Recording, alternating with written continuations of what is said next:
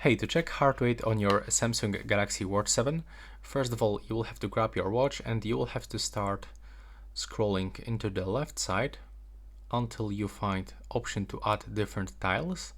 So click right here, and now you will have to start scrolling until you find some health features. And here you can find, for example, the heart rate, but it's actually from the Google Fit. So you can keep scrolling until you find the Samsung Health, and here you can find the heart rate. So I can recommend you to use the heart rate measurement from the Samsung Health app.